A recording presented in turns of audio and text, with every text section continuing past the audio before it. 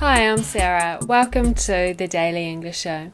Yesterday I listened to an interview with a guy called Benjamin Herson, who has just written a book called The Great Typo Hunt, which sounds like an interesting book. It's about a couple of guys who went on a trip across America on a mission to correct mistakes on public signs. And in the interview, Benjamin said the number one mistake they saw was with apostrophes, and it made me think of a restaurant review I just read. It was for a restaurant in Auckland called Annabelles, and they spell it without an apostrophe, and the reviewer wrote, "When a restaurant is as good looking as this is, you are prepared to overlook the fact that unless there is such a thing as an Annabelle, the name really ought to have an apostrophe in it."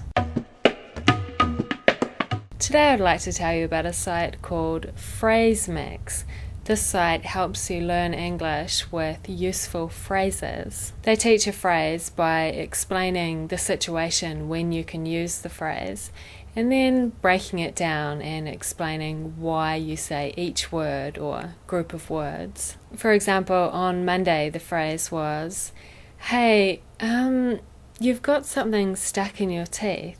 And the situation when you can use this phrase is, you're eating lunch with a friend. After you finish eating, your friend has a piece of food that's showing on her teeth. You want to tell her that it's there. So you say, "Hey, you've got something stuck in your teeth." Of course, you could leave out the and say, "Hey, you've got something stuck in your teeth." Or you could leave out the hey as well and just say, "You've got something stuck in your teeth." So what's the purpose of saying hey and Please follow the link and go and read the explanation.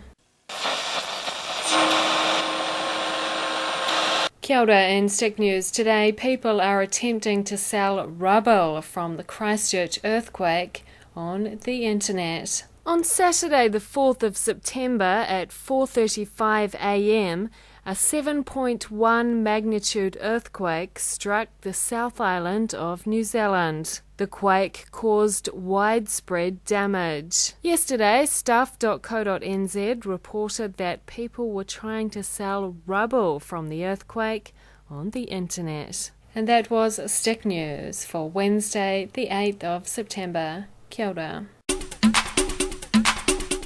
Today's word is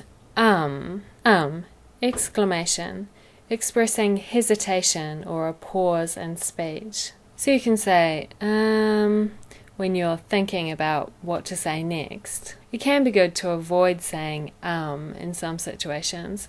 For example, if you're making a speech, it doesn't really sound as powerful if you keep saying For example, if Martin Luther King had said, "I have a dream that one day," might not have been so memorable. But I think sometimes using can be useful.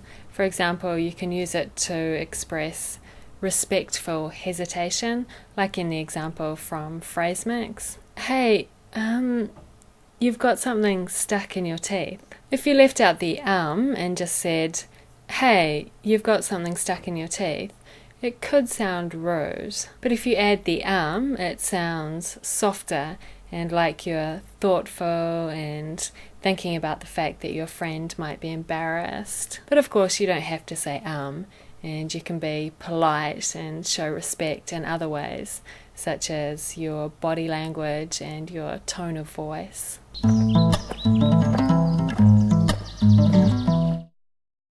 How come no one died in the Christchurch earthquake? What time was it? Right, so everyone was in bed.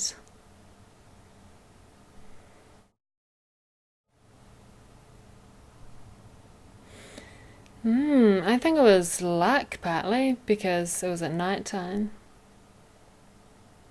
About 4:30 in the morning. Yeah, most people. Which is correct? Annabelle's dress is very cute. A.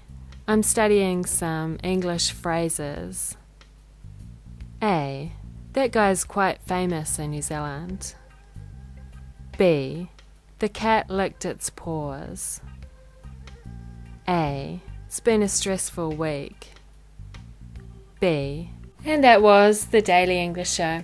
I hope you enjoyed the show, and I hope that anyone watching this in Christchurch is doing okay. Must have been pretty scary to be there during the earthquake, and really sad to see all the damage too. So I hope you're doing okay, and I will see you tomorrow. Bye.